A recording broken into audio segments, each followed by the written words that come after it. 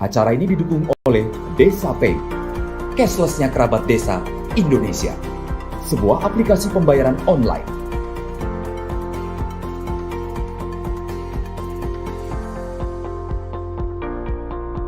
Di Desa Pay, kita akan mendapatkan update berita desa dari TV Desa.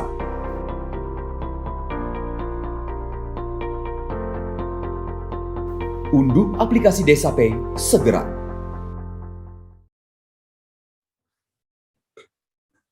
Salam bahagia kerabat desa Indonesia, kembali kita berjumpa dalam Kepoin Desa. Sudah tuntas tentang desa, kita kepo-kepo tentang desa, kita kepo-kepo untuk desa. Satu hal yang sangat luar biasa, kali ini kita kehadiran tamu, staf khusus Menteri, Pak Agus Santoso. Selamat pagi, selamat siang Pak Agus, sehat-sehat.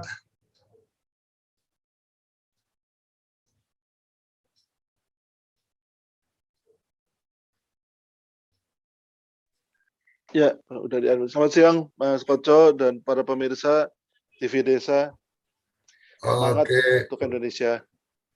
luar biasa ini kehormatan buat Kepoin Desa karena kehadiran tokoh besar ini berbicara tentang siang ini kita akan mendiskusikan tentang UMKM dan koperasi dari desa langsung ekspor. Masa pandemi banyak yang berkeluh kesah bagaimana menjadi susah, tapi ada juga beberapa yang mampu kemudian melakukan ekspor dari desa langsung ke penjuru dunia. Kita akan mendengarkan cerita atau bedahnya seperti apa ini dari Pak Agus Santoso, karena TV Desa berharap menjadi TV yang inspiratif untuk desa-desa di seluruh Indonesia. Rata-rata teman-teman yang menyaksikan adalah teman-teman pendamping desa profesional sehingga bisa menambah ilmu dan menambah wawasan. Silakan Pak Agus. Ya, terima kasih Pak Koco, teman lama saya ini selalu mendukung kegiatan-kegiatan kami sejak kita kenal sejak saya di PPATK dulu ya. Siap Pak. Sekarang saya di Kemenkop. Nah, saya sambil sharing dokumen ya supaya teman-teman juga paham bagaimana sebetulnya Kemenkop, pemerintah dalam hal ini punya struktur apa, kemudian memfasilitasi apa, sehingga bagaimana itu nanti bisa terwujud istilahnya dari desa kok langsung ekspor apa iya gitu. Ini saya nggak cerita ngawang-ngawang karena ini ada buktinya. Mudah-mudahan nanti partisipan yang pelaku-pelaku ekspornya juga ada di sini. Koperasi besarnya tadi Pak Ali saya lihat juga sudah stay tune di sini, nanti bisa ikut cerita. Kalau nanti saya lihat kalau nanti saya akan cek partisipan, kalau ada Pak Hadi, ada Bu Sinta, ada Bu Eli, ada Mas Eko, mungkin bisa ikut cerita juga ya, supaya membawa inspirasi benar-benar kepada para pemirsa nih. Kalau saya yang ngomong dari pemerintah kan disangkanya saya cuman dari belakang meja ya, tapi nanti coba kita dengar aja dari para pelakunya. Para pemirsa sekalian dan Mas Koco, ini judulnya memang Non-Bank Global Value Chain Financing. Jadi kalau kita bilang non-bank itu artinya pembiayaan ini bukan nanti pembiayaannya dari bank, bukan. Ini pembiayaan dari koperasi ya, dari koperasi, dan ada pembiayaan khusus dari APBN langsung kepada koperasi, yaitu dari BLU, Badan Layanan Umum ya, LPDB, Lembaga Pembiayaan Pengelolaan Dana Bergulir. Makanya ini adalah non-bank. Global Value Chain ini tadi itu non-bank financing ya. Sekarang kita cerita yang global value chain ini apa? Global value chain itu adalah artinya kita tuh ketika berusaha tidak bisa sendirian. Itu nggak akan maju. Jadi kita kalau berusaha, walaupun itu kita ada di desa, justru ini yang kita hari ini akan bahas, kita harus membentuk ekosistem. Nah, dari ekosistem itu masuk ke global. Maksudnya misalnya contoh gini ya. Contoh misalnya ini yang di Lampung, ya misalnya. Ini gambarnya nanti ya Mbak Andrea, ini hanya cerita aja. Bahwa rajungan, saya dulu sebelum menjadi staf khusus, saya kepala Bank Indonesia di New York.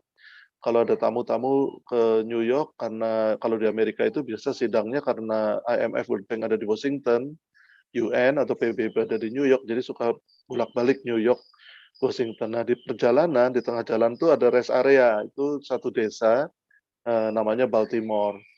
Nah, di Baltimore ini, khasnya itu makan kepiting. Nah, itu. Jadi kota ini penuh dengan restoran kepiting karena di Teluk Baltimore. Nah, jadi kita kalau dari New York maupun dari Washington itu bisa mampir di Baltimore untuk ngopi-ngopi, terus kita coba makan kepiting, makan, namanya juga crab cake ya, semacam kue mangkok tapi dari kepiting gitulah ya. Kayak saus ya, kayak bakso tahu lah tapi kepiting gitu, kayak siomay. Saya kira itu memang produk Amerika, ternyata itu produk Lampung ya, dari desa-desa pantai di Lampung gitu. Itu diekspor langsung ke Amerika. Nah, kalau kita barbecue di Amerika, beli areng di toko, kita kira itu areng juga produk mana, ternyata areng itu produk dari Tasikmalaya, dari pinggiran kota Tasik, bukan di kotanya. Nah, gitu. Jadi, kita makan sayur juga ternyata sayur itu juga dari Indonesia. Jadi, nah itu artinya sudah masuk ke global value chain, tadinya cuman mungkin orang-orang tuh umumnya panen sayur atau panen udang itu jualnya di pasar, ini enggak, buat ekspor, jadi masuk ke dunia global. Contoh lain misalnya Astra ya. Astra itu bikin mobil, bikin motor kan. Nah, mobil yang dibikin Astra itu di pabriknya itu dikeroyok oleh 196 UKM, mulai bikin baut, bikin segala macam ya, kecuali engine ya. Itu semuanya dibikin oleh UKM sebanyak 196 UKM yang ngeroyok bikin satu mobil. Kalau untuk motor itu dikeroyok oleh sekitar 90-an UKM-nya. Mobil hampir 200. Jadi begitu. Nah, jadi orang itu mungkin hanya bikin baut, tapi baut itu masuk ke global value chain karena masuk ke dalam suatu produksi, yang produksi itu hasil produksinya menjadi barang ekspor.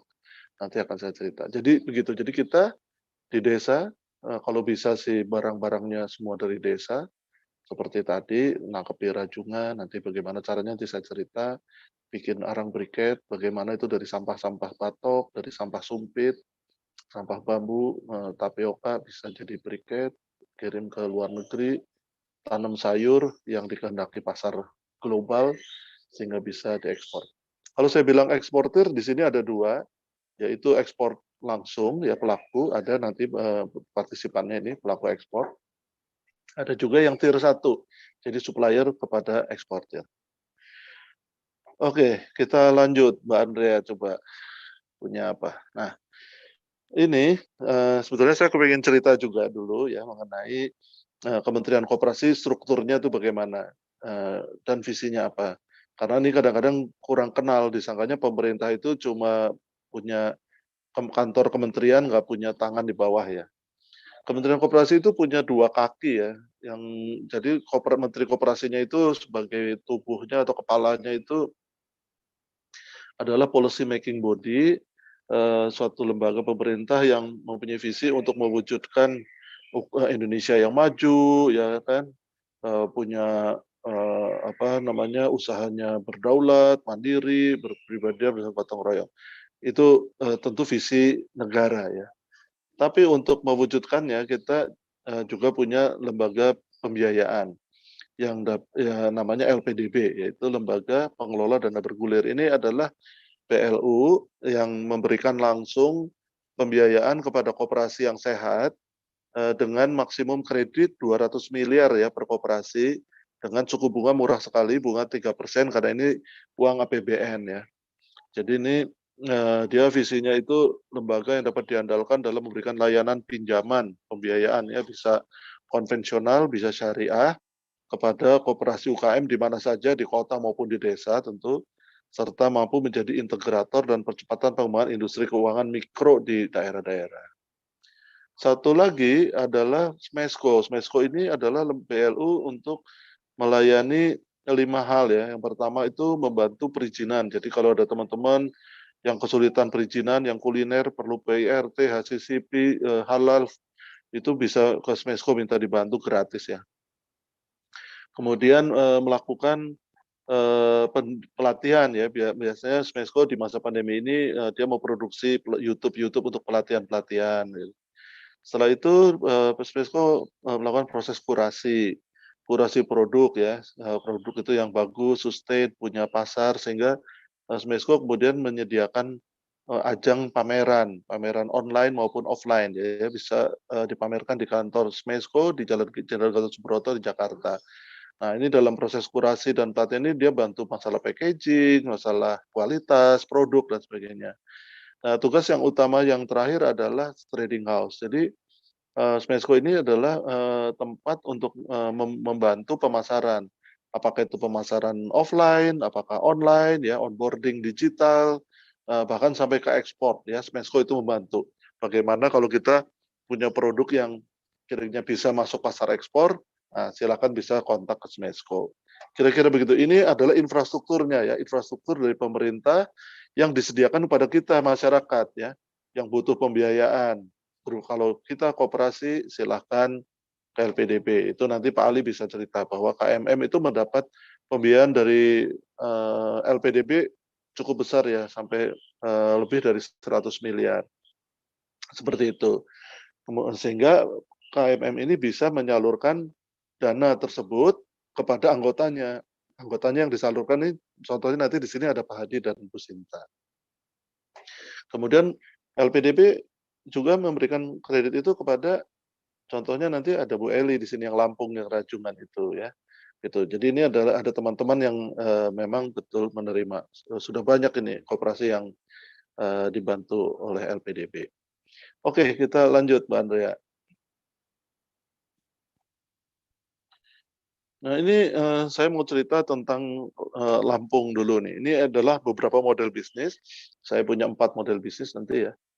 Model bisnis yang pertama ini LPDB memberikan kredit kepada koperasi Bimo di Lampung.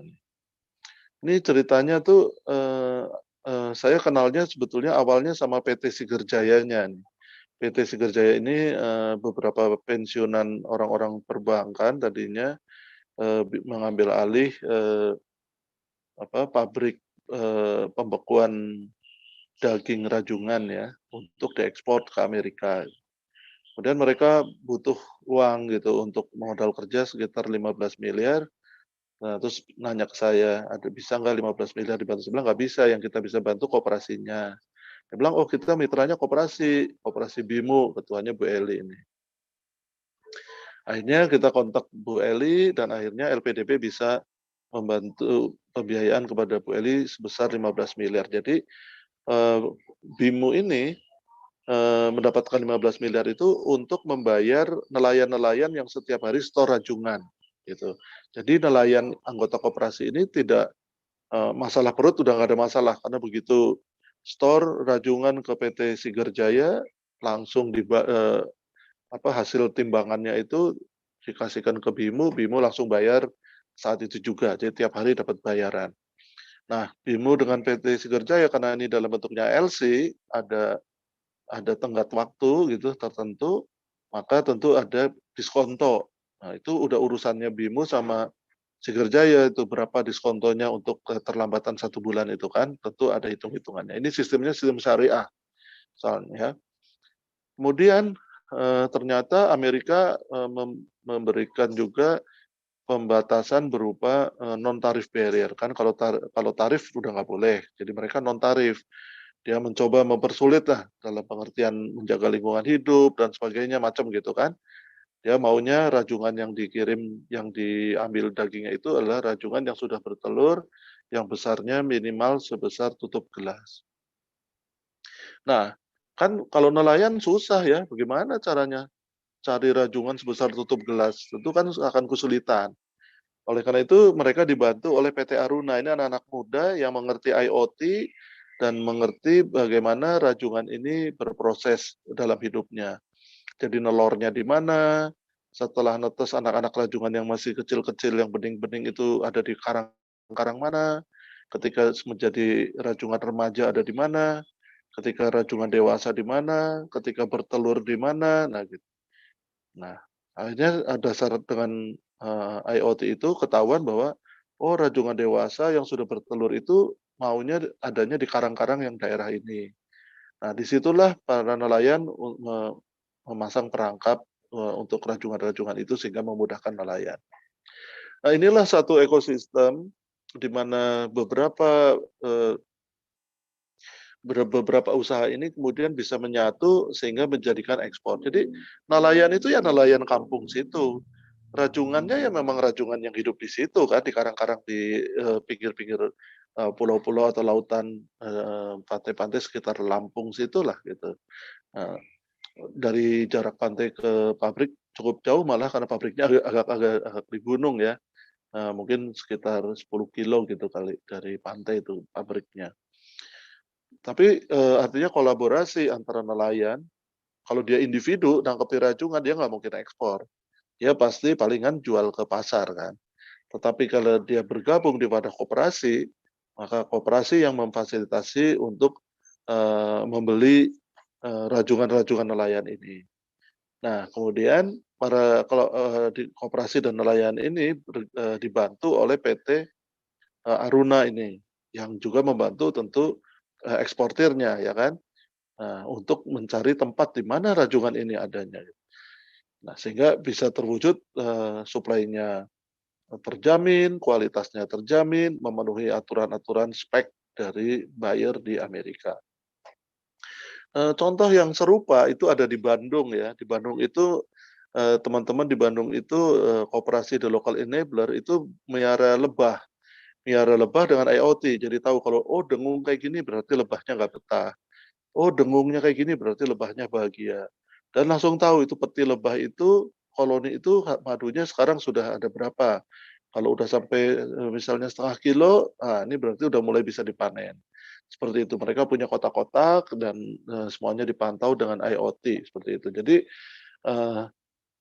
teknologi bisa membantu untuk kesejahteraan dan dukungan pembiayaan murah itu bisa juga membantu kesejahteraan. Jadi dalam hal ini LPDB memberikan bunga 3%, BIMU dia membayar atau dengan anggotanya tentu ada proses simpan pinjam ya karena ini koperasi simpan pinjam syariah seperti itu.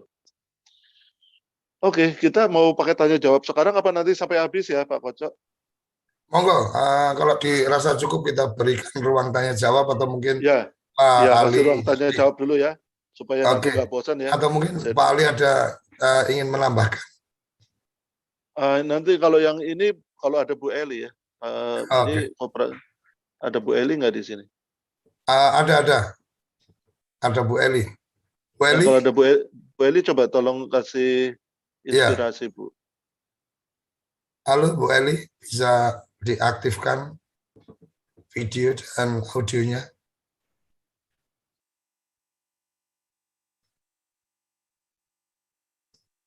Oke, kita ada yang present, mungkin kita berikan kesempatan untuk bertanya dulu sambil nunggu Bu Eli. Mokson Hadi, silakan dibuka videonya. Oke, silakan. Ada yang ingin ditanyakan? Baik, terima kasih Pak Dikoco. Mengenai LPDP dan kerjasama dengan koperasi tadi yang dicontohkan koperasi BIMO, apakah itu ada ketentuan tertentu dari LPDP supaya koperasi-koperasi yang memang dia akan memberikan sebuah bantuan kepada UMKM? Untuk sementara waktu pertanyaannya itu aja Pak. Ya, Oke. jadi tentu LPDB membiayai kepada koperasi yang sehat ya. Nanti bisa dilihat secara detail, dibuka websitenya LPDB, nanti Mas bisa lihat persyaratan-persyaratannya ya. Mesti sehat, punya usaha itu tercermin dari adanya cash flow, kemudian ada SHU ya, terus melaksanakan praktek-praktek berkoperasi yang sehat, yaitu melakukan RAT seperti itu. Ya nanti lihat aja soal detailnya itu ya. Oke. Nanti Ya, Silakan. atau Pak Ali boleh jawab deh Pak Ali. Ya Pak Ali udah pengalaman tuh. Coba ada nggak Pak Ali di sini? Ada. Pak Ali silakan. Ali Sadikin. Ali Sadikin Coba. ada. Ya, coba Pak Ali kasih cerita pengalaman sedikit tuh, bagaimana sih kalau koperasi mengakses dana LPDP? Ali Sadikin, silakan dibuka videonya. Oke, sambil menunggu respon dari Pak Ali dan juga Bu Erli. Pak Agus, ini mungkin yang menarik adalah tadi disampaikan tentang Kementerian Koperasi ada apa dan layanan umumnya yaitu LPDP dan Smesco. Kalau untuk LPDP kan lebih bicara Pembiayaan, kepada pembiayaan, Smesco untuk bagaimana pemasaran. pemasaran. Yang sudah berjalan ini menarik tadi disampaikan ada video-video pelatihan, ada juga mungkin proses untuk mendampingi packaging atau mungkin memberikan artinya supaya produk ini menjadi layak di pasar dan seterusnya. Kira-kira apakah harus berjenjang untuk melakukan komunikasi? Artinya mau diantar oleh teman dinas koperasi kabupaten, provinsi, atau kemudian teman-teman bisa langsung mencoba berkomunikasi dengan Smesco. Bisa langsung Mas Koco berkomunikasi dengan Smesco. Nanti bisa lewat Mbak Andrea itu nanti yang bantu tuh. Nanti catat aja nomor HP-nya Mbak Andrea nanti supaya bisa dihubungkan dengan teman di Smesco, diarahkan kemana-kemananya ya. Karena kalau ada video-video edukasi, tutorial, mungkin bisa juga nih dikolaborasikan dengan TV Desa untuk kita tayangkan video edukasinya. Karena TV Desa konsentrasinya kan kepada bagaimana memberikan edukasi kepada masyarakat. Nah, itu Pak Ali udah masuk itu. Sudah masuk Pak Ali. Silakan Pak Ali. Mungkin bisa sedikit. berbagi cerita untuk bagaimana mengakses LPDP. Oke, terima kasih Pak Koco, terima kasih Pak Agus atas waktu dan kesempatannya. Bismillahirrahmanirrahim. Assalamualaikum warahmatullahi wabarakatuh. Salam sehat. Selamat Hari Raya Islam ya 1443 Hijriah. Semoga kita dengan hijrahnya ini kita lebih baik. Ya terima kasih Pak Agus sudah memberikan waktu dan kesempatannya pada kami. Kami akan menceritakan secara nyata, real mengenai pengalaman ya tadi supaya ini testimoni ini bisa teman-teman bisa nanti apakah nanti belajar dari tadi yang Pak Agus sudah sampaikan, ada websitenya. Biasanya kalau baca tanpa ada testimoni biasanya kan menjadi bingung. Makanya ini menambahi pengalaman. Jadi pada tahun 2020 ya kita namanya Koperasi Simpan Pinjam Makmur Mandiri Pak Koco ya, kantor pusatnya ada di Bekasi. Oh Bekasi, ya. Tapi kota bukan kabupaten ya, kota. Ya. Persisnya di komplek Rukosan City Square belakang Pak ya Aston, seberang Aston ya. Jadi kita sementara ini sudah mempunyai kantor cabang operasional ya dengan perizinan yang lengkap yang sudah dikeluarkan sesuai dengan peraturan pemerintah. Sudah ada 162 kantor cabang di 21 provinsi. Ini Pak. Kalau kita tanya aset kalah dengan Kospin, tetapi kita tidak bicara aset. Ya tidak bicara besar, tapi penyebarannya untuk mendekatkan pelayan kepada anggota supaya lebih efektif. Karena yang namanya koperasi itu kan pelayan, supaya tidak kesulitan. Kalau bank beda, ini yang tadi sampaikan Pak Agus kan non bank, ya non bank itu kan basicnya berbeda dengan bank karena kita pemiliknya adalah anggota koperasi itu. Jadi asal mulanya kita itu mendapatkan pemberitahuan dari dinas ya Kota Bekasi bahwa LPDP sekarang dengan adanya program dengan adanya dampak pandemi ini ya agar koperasi ikut berperan Pak. Ya. Itu dengan saya berterima kasih dengan Pak Menteri sekarang dengan Pak Agus karena keluarlah kebijakan yang menguntungkan bagi koperasi, yaitu adalah satu bahwa pembiayaan LPDB itu hanya khusus kepada koperasi, baik itu pola syariah maupun pola konvensional. Ya. Untuk makmur mandiri kalau disingkat KMM ini Pak Koco, ya, jadi Bapak Ibu sekalian, itu pola pembiayaannya adalah konvensional. Ya, kalau di syariah mungkin bagi hasil nanti Bu Eli lah ya. Kita diberikan program namanya pemulihan ekonomi nasional, ya, karena dampak pandemi awal, ya. Kita pada bulan Juni kita dikucurkan 50 miliar ya pinjaman dari LPDB yang pada waktu itu kita mendapatkan bunga ya itu 7% Pak pertama, ya, karena kita waktu itu pen tapi isinya reguler. Kalau sekarang pen yang bunga pen sekarang adalah 3% yang tadi diceritakan oleh Pak Agus. Ya, kita mendapatkan pertama pembiayaan dua kali pencairan, ya 40 miliar dan 10 miliar. Tahun berapa itu Pak? Ya. Tahun berapa? Kenapa Pak? Koco? Tahun berapa? 2020 Pak. Awal pandemi. Jadi agar koperasi-koperasi ikut ya dalam pemulihan ekonomi cepat untuk membangun pulihnya perekonomian kita. Karena yang paling berdampak sekarang adalah semua sektor, baik ekonomi mikro ya. Kalau dulu 98 yang berdampak mungkin korporasi, sekarang kan dari grassroots sudah berdampak semua. Nah, makanya koperasi ikut berperan Pak itu. Kita membantu. Tetapi memang ada persyaratannya Pak yang tadi disampaikan oleh Pak Agus. Ya, sebelum kita ke substansi, itu adalah koperasi yang sehat.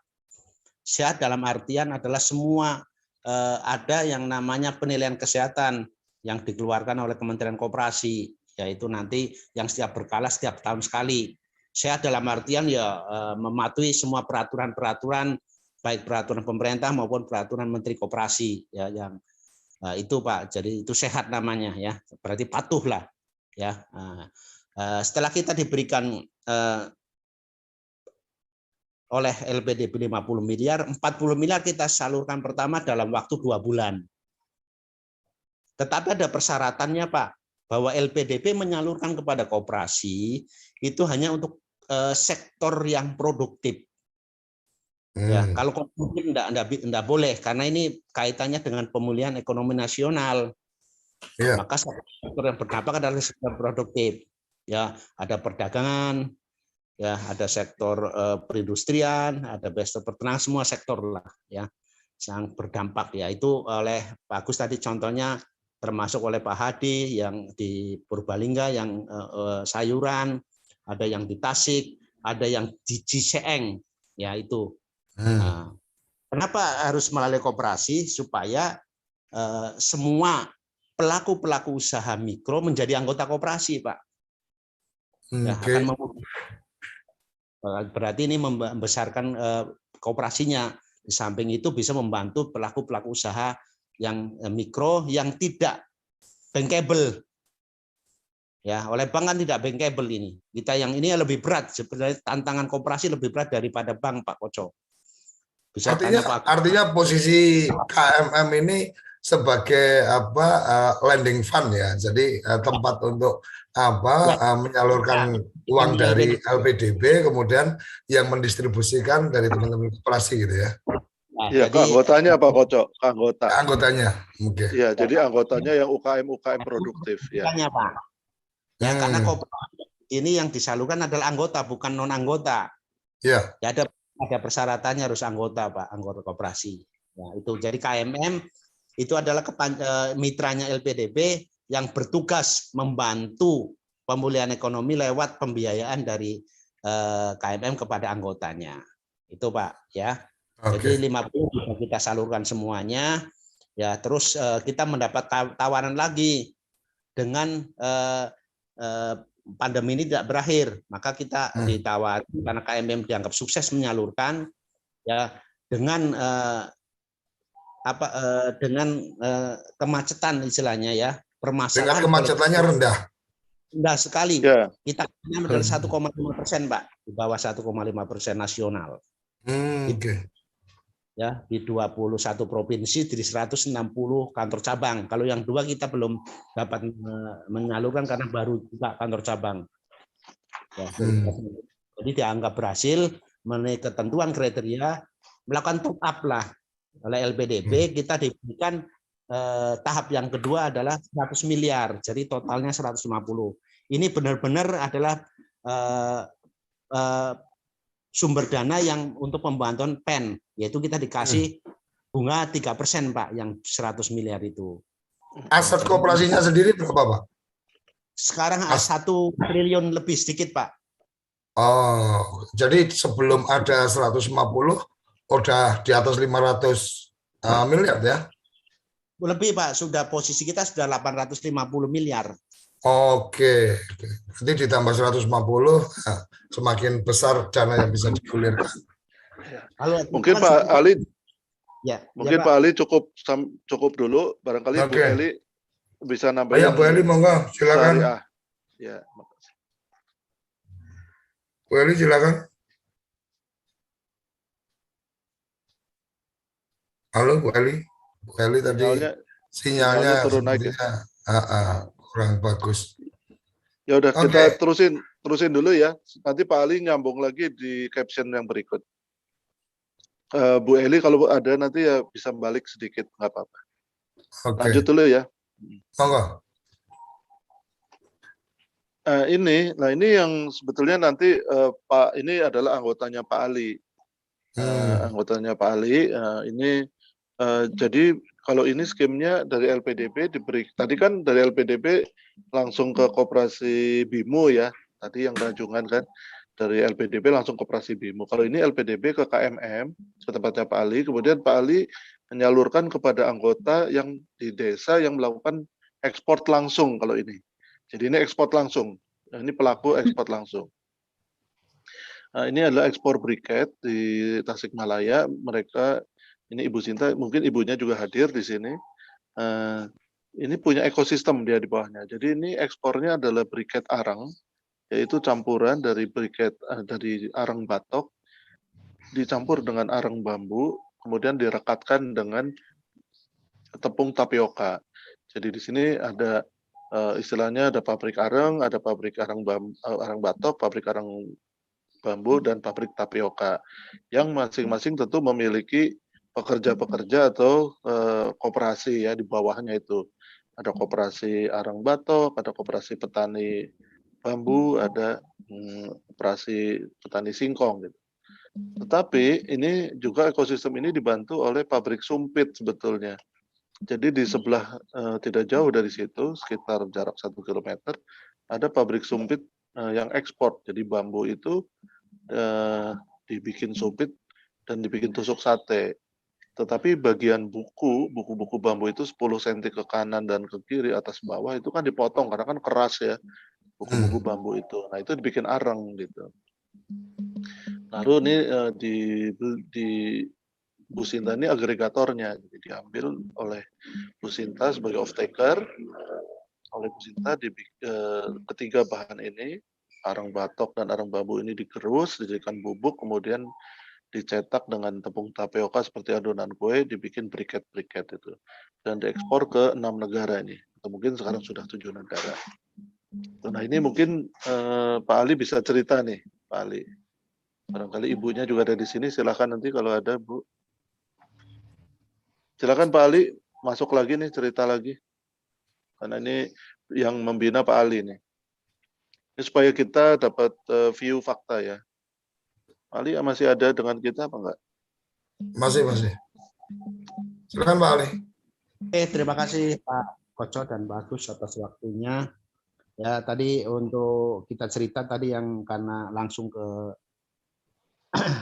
substansi ya. Jadi kita memang membiayai sesuai dengan visi misi Pak Menteri supaya prioritas pembiayaan ini kalau bisa itu adalah sektor yang menunjang pendapatan devisa. Maka kita mencari eksportir. Ada 3 eksportir, yaitu di Purbalingga, mungkin Pak Hadi nanti, ada Bu Sinta yang arang briket itu. Terus yang ketiga adalah Ciseeng, itu adalah ekspor tanaman hias dan koi ke Jepang ya itu.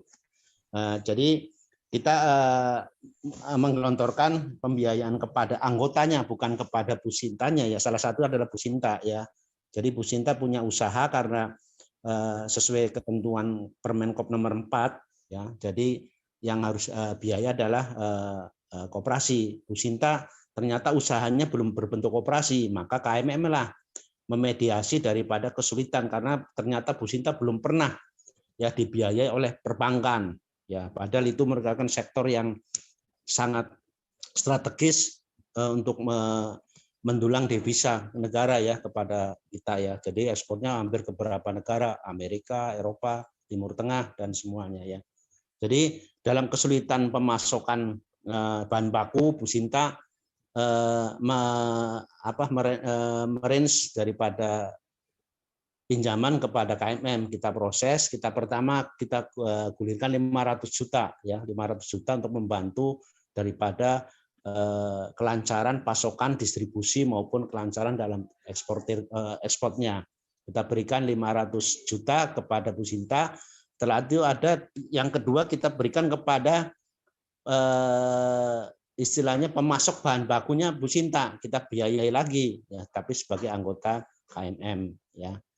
Nah, itu Pak, karena kesulitan Bu Sinta karena ada berapa usaha-usaha yang kemudian ekspor yang dibiayai oleh KMM?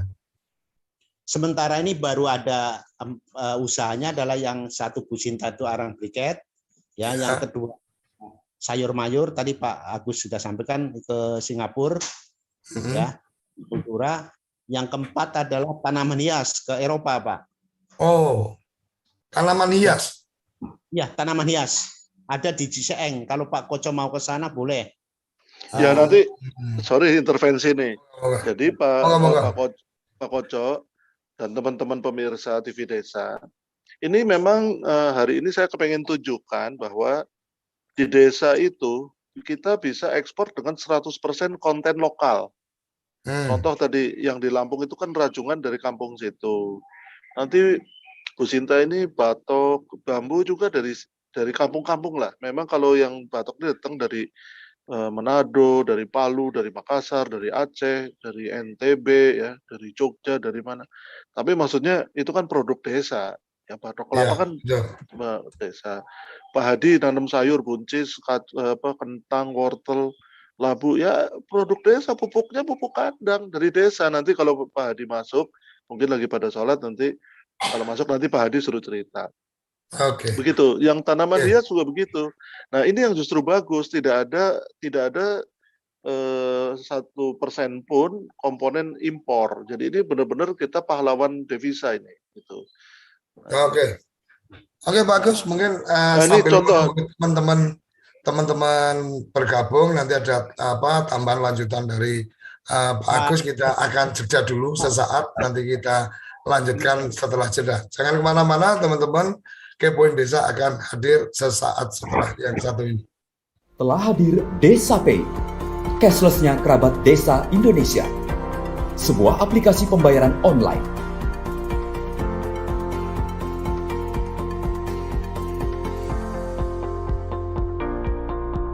Di Desa Pay, kita akan mendapatkan update berita desa dari TV Desa.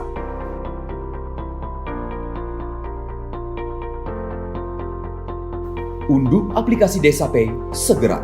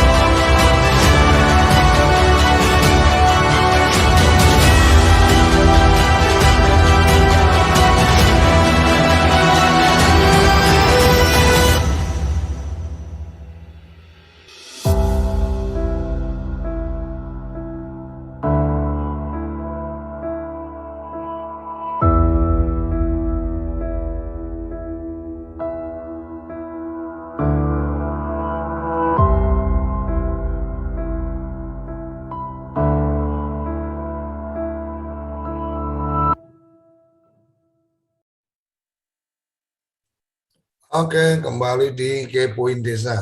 Jadi menarik ini, semangatnya adalah bagaimana kemudian ekspor dari desa langsung dan produk-produk desa dengan masuk ya atau peran serta dari teman-teman Kementerian Koperasi dan UMKM.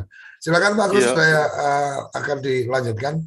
ya, mungkin sebelum saya lanjutkan nanti ini sebetulnya sangat inspiratif kalau nanti Mas Koco bisa kontak langsung juga supaya Bu Eli, Bu Sinta, Mas Hadi, Mas Eko itu bisa cerita sendiri Pak. Nanti dalam liputan sendiri ini kan istilah pemanasan lah ya, Monggo, monggo. pemanasan. Nah, Kami nanti sangat terbuka untuk itu. nanti saya kasih kontaknya supaya Mas kontak ke teman-teman. Siap. Mbak Dea, kita lanjut coba yang berikutnya. Yang berikutnya Mbak Andrea, kita share yang Mas Hadi ya.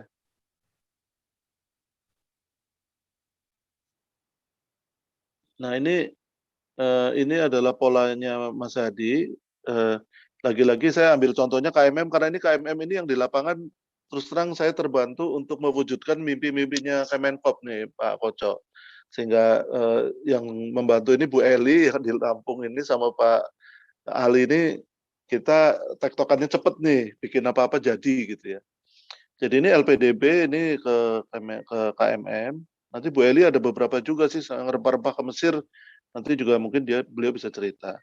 Lalu ini dikasihkan kepada koperasi nih kalau ini Pak Koco. Jadi ini adalah kemitraan antar koperasi ya. Koperasi KMM dengan koperasi Maksiasa di Purbalingga.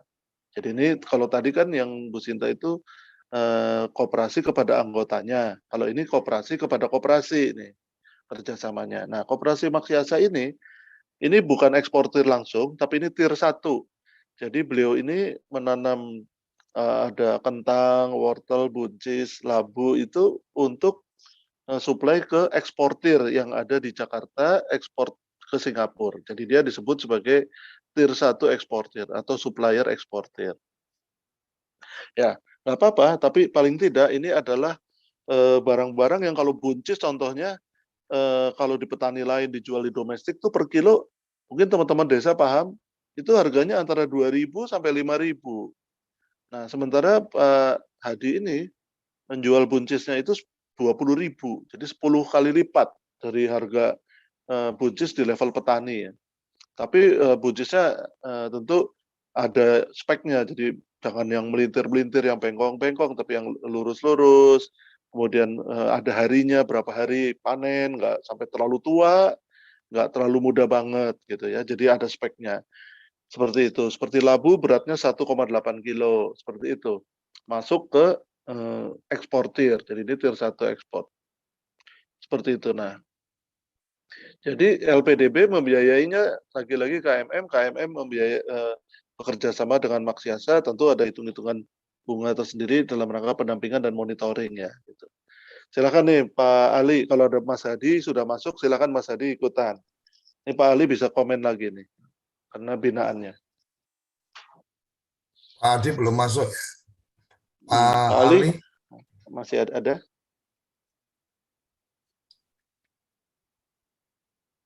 Masih ada nggak Pak Alinya? Silakan Pak Ali, masih ada. Oh mungkin sedang di luar karena Ini videonya nggak aktif. Daerah desanya Mas Hadi ini sebetulnya dulu di situ ada ada menariknya nih Mas Koco, ada gardu-gardu VOC di situ. Jadi dulu daerah itu dikuasai VOC, dulu daerahnya memang untuk kopi, jadi kopi santri di daerah Bobotsari ya, Purbalingga Bobotsari situ. Kopinya sangat terkenal sebagai kopi santri. Kopinya itu kopi robusta tapi yang kecil-kecil sebesar kedelai, antara kacang hijau kedelai lah, jadi kecil-kecil. Kemudian oleh Raffles. Kopi santri itu kopinya santri-santri atau bagaimana Mas Agus? Kopi santri disebut santri itu karena di situ dulu yang waktu tanam paksanya itu santri-santri. Kan buruh murah ya. Yang banyak yang terkonsentrasi kan di pesantren. Jadi anak-anak pesantren itu karena terkonsentrasi dijadikan buruh murah gitu oleh VOC zaman dulu, terus gardu-gardunya sampai sekarang masih ada gitu. Jadi Oke. setelah Agus ini peta. waktu kita tinggal 10 menit. Silakan akan ditambahkan Pak Ali atau Pak Agus Ya. menyelesaikan presentasi. Pak Ali boleh nambahin sedikit nih supaya dapat Monggo. inspirasi nyatanya. Nanti Baik. satu lagi terakhir ada saya. Ya, baik Pak Agus, terima kasih waktunya. Jadi gini Pak, tadi memang kita pengen mendukung visi misi dari Kemenkop ya dengan Pak Menteri ini supaya memang koperasi didorong ya untuk bisa berperan ya sejajar dengan lembaga keuangan lainnya. Maka tadi kita juga namanya koperasi kalau belum melaksanakan prinsip koperasi itu belum paripurna ini Pak Koco dan teman-teman. Ya, ini makanya kayaknya kalau bisa besok Pak Ali Sadikin berbagi di acara Kepoin menarik juga karena bagaimana memahami prinsip koperasi dan bagaimana menyadarkan orang untuk berkoperasi itu bukan hal yang sederhana. Ya, Pak Koco. Jadi kita AMM sudah melaksanakan sesuai dengan prinsip koperasi, yaitu antar koperasi. Ya tadi yang saya sampaikan, sudah kita rintis dengan 2 koperasi yang di Ciseeng namanya Pelita Desa itu Pak. Itu koperasi, ada sayur mayur, ada koi, ada bermacam-macam lah. Yang koi itu ekspornya ke Jepang. Itu betul-betul ekspor, kualitas ekspor. Ya sama tanaman hias ke Eropa yang kita sudah biayai. Ya karena dia memang kenapa dia memilih bermitra dengan koperasi lebih simpel dan lebih mudah. Ya. Itu. Kalau orang dibilang di desa jadul ya Pak, tapi koperasi sekarang tidak seperti pandangan orang yang kemarin-kemarin zaman all. Sekarang zaman now. Ini kayaknya udah koperasi digital juga ini. Ini kita bisa bedah di sesi khusus bicara KMM ini kayaknya. Mungkin terakhir ya. Iya, silakan. Terakhir ya. Iya, slide berikutnya. Makmur mandiri. Bagaimana Mas Ali? Ya, ada kita namanya sudah digital, namanya Makmur Mandiri Mobile M3. Oh ya mantap, siap. Nanti Mas Ali sempatkan waktu besok jam 12 sampai jam 1 kita mengenal lebih dekat KMM. Oke ya. Oke. Ya, operasi. Ya ini yang terakhir. Yang terakhir adalah sebetulnya selain LPDB juga di negara ini ada yang namanya lembaga pembiayaan ekspor. Nah ini model bisnisnya kira-kira seperti ini. Koperasi itu bisa dibiayai oleh LPDB dengan ekosistemnya. Lembaga pembiayaan ekspor itu membiayai perusahaannya yang bukan koperasi, mungkin PT. Seperti tadi kan eksportirnya itu PT di Jakarta, misalnya dalam kasusnya Mas Hadi, eksportir sayurnya itu Jakarta. Dalam case-nya Bu Eli, eksportirnya adalah PT Sigerjaya, seperti itu ya. Nah, itu yang Bank Ekspor Impor itu Pak, bukan? Iya, LP itu lembaga ekspor Indonesia, lembaga pembiayaan ekspor gitu. Jadi lembaga pembiayaan ekspor bunganya juga 3%, tapi kalau untuk ke Timur Tengah itu bunganya 2%. Gitu. Per tahun ya? Ya per tahun, sangat murah. Iya. Oke, untuk penutup saya kepengen ada Bu Eli atau Bu Sinta udah masuk atau Mas Hadi ya? Siapa yang udah bisa? Bu Eli sudah masuk, silakan Bu Eli dibuka mic-nya. Sudah bisa masuk, Pak? Ya, silakan. Assalamualaikum warahmatullahi wabarakatuh. Salam kenal Pak Koco, matur nuwun Pak Agus. Apa yang disampaikan oleh Pak Agus memang itu adalah inovasi kami dalam skema penyaluran, Pak. Kami itu kan kooperasinya simpan pinjam pembiayaan syariah. Nah, untuk menghadapi pandemi ini kita melahirkanlah skema-skema penyaluran yang tetap aman, tapi ke anggota kita akan lebih dalam produk mereka tuh akan lebih diterima gitu dengan harga yang sangat baik gitu. Nah, untuk itu kita menggunakan kerjasama dengan beberapa perusahaan dengan payung kerjasama pada perusahaan eksportir untuk bagaimana produk-produk anggota kita itu bisa mendapatkan harga yang baik. Jadi memang kita betul kata Pak Agus tadi itu sudah merambah baik sektor kelautan, sekarang itu sektor perkebunan. dan pertanian gitu. Skema ini kami bangun sebetulnya sudah biasa dilakukan oleh kementerian, itu adalah bridging itu Pak, kalau istilahnya gitu Pak. Jadi bagaimana kami koperasi ini dapat memfasilitasi anggota kami yang punya produk, kalau di kelautan itu punya produk hasil tangkap, seperti kata Pak Agus tadi rajungan, itu untuk dapat hasil tangkapnya itu dibeli dengan harga tinggi. Jadi awalnya tuh niatannya begitu. Kemudian juga dana itu berputar Pak di komunitas atau klaster laut yang pinggir-pinggir itu lupa, yang kadang itu hasil tangkap mereka terlalu murah dibeli. Itu prinsipnya, sehingga memang setelah ada kerjasama kami ini, mereka dapat hasil produknya dapat dibeli dengan nilai mahal. Kemudian dana itu berputar di situ, sehingga pesisir laut itu hidup dengan dengan putaran uang yang cukup baik gitu. Nah, ini berjalan dengan baik. Kami dapat support dari LPDB. Memang skema ini untuk koperasi syariah menjadi piloting bagi LPDB, dan alhamdulillahnya diterima dengan baik karena semua aturan Permenkopnya tidak kami langgar gitu. Nah, prinsip-prinsip inilah maksudnya melalui KMM tadi atau langsung ke koperasi Ibu? Kalau yang kami biayai tetap anggota Pak, yang mempunyai hasil produk tadi. Dana dari LPDB masuknya melalui LPDB ke kami Pak. Dana LPDB itu langsung ke koperasi kami. Kami penyalurannya. Jadi ini skema penyaluran yang kami lakukan, yang kami inovasi, sehingga anggota-anggota kami dapat modal kerja untuk pembelian hasil tangkap atau untuk melaut, atau juga ini kami kemarin kirim pinang Pak. Pinang itu dari daerah Jambi Pak. Karena kami memang walaupun kami kantor pusatnya di Lampung, tapi kami badan hukumnya adalah nasional, sehingga kami anggota kami 14.000 itu menyebar seluruh Indonesia. Nah, pinang ini ke Mesir Pak. Pinang ke Bangladesh, kemudian ini ada permintaan cengkeh untuk ke Mesir. Itu sih Pak, yang kami mensupport habis, mengapresiasi apa yang dilakukan LPDB dan kementerian, khususnya untuk Pak Agus yang selalu support kita, sehingga skema-skema yang di bawah ini bisa diangkat di LPDB maupun LPII. Sementara itu Pak. Oke, terima kasih Bu Eli. Makasih Pak Koco. Jadi ini ada dua model. Kalau KMM itu konvensional. Kalau yang Bu Eli ini syariah. Jadi Bapak bisa nanti wawancara sendiri. Ada sesi khusus nanti. Ya, Bu Eli sendiri. Nanti Bu Eli dengan ekosistemnya, dengan yang rajungan, dengan nelayannya itu. Supaya ada testimoninya. Pak Ali nanti dengan yang tadi, Pak Hadi dengan Bu Sinta sama yang Ciseeng tadi ya. Baik, saya kira. Silakan closing. Ini dah mungkin masih ada yang ingin ditambahkan Pak, 2 menit lagi kita.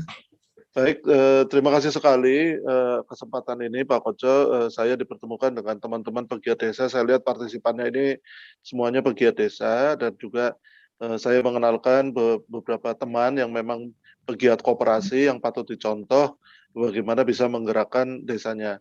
Mungkin barusan masuk lagi yang dari Banjarnegara, Mas Eko, ini eksportir durian dan rempah-rempah juga dari Banjarnegara, koperasi berkah rempah ya. Ya nanti itu bisa juga, saya kira ini adalah champion-champion kita Pak Ali, Mas Eko, Bu Eli, juga Bu Sinta, Mas Hadi. Nah, ini champion-champion kita. Mungkin TV Desa dalam acara Kepoin Desa bisa membuat acara yang jauh lebih menarik karena langsung dengan fakta-fakta, dan mungkin bisa ditambah video-video bagaimana suasana desa di mana mereka bekerja. Terima kasih, semangat kita membangun desa karena ekonomi kita sejatinya ada di pedesaan. Terima kasih. Assalamualaikum warahmatullahi wabarakatuh. Terima kasih. Waalaikumsalam warahmatullahi wabarakatuh. Kenapa desa? Saya perlu tambahkan sedikit informasi. Jadi kalau kemarin kita ada Mas Agus Landianto, itu komunitas Agus. Jadi saya mengenal Pak Agus Santoso ini ya cukup lama, waktu itu ada urusan koperasi kopi dan juga komunikasi dengan komunitas Agus. Jadi Suryo Koco nggak pakai nama Agus tapi kenal sama Agus. Makanya Nah, inilah manfaat silaturahmi, inilah manfaat kita berjejaring dan Iya dan Mas luar Koco, biasa. kita memang Agus Persaudaraan Agus Sejagat itu punya gerakan Abdi Agus-Agus Bangun Desa Ya, Indonesia. itu. Mudah-mudahan nanti setelah pandemi kita akan masuk ke Purbalingga ini, karena Ibu Bupatinya Bu Tiwi itu sangat semangat. Terima kasih. Oke. Nanti sampai ketemu lagi. Itu yang ingin saya sampaikan ke kerabat desa, bahwa kenapa kemudian kita komunikasi ke Pak Agus Santoso, karena memang Agus membangun desa, bakti desa ini bagian yang saya ingat betul. Cuma waktu itu kebetulan saya sedang acara lain, jadi ada undangan dari Pak Agus, belum sempat bergabung. Waktu itu ada satu event, jadi alhamdulillah kita juga sudah mendapatkan tokoh-tokoh inspiratif.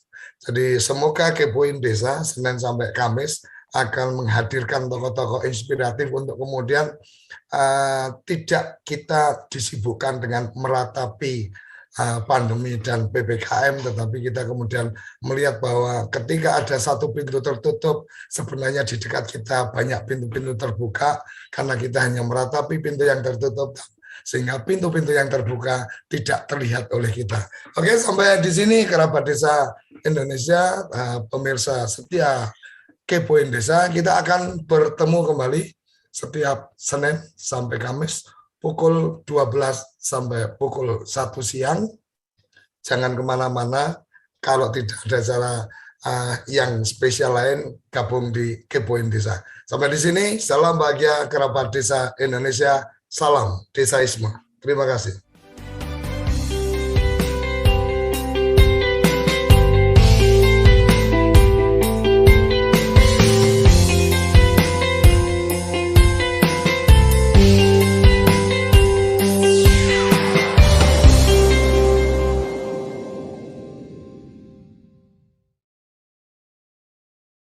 Acara ini didukung oleh Desa Pay, cashless-nya kerabat desa Indonesia, sebuah aplikasi pembayaran online.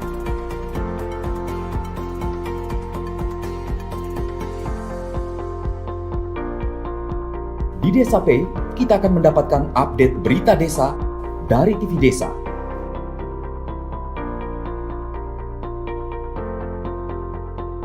Unduh aplikasi Desa Pay segera.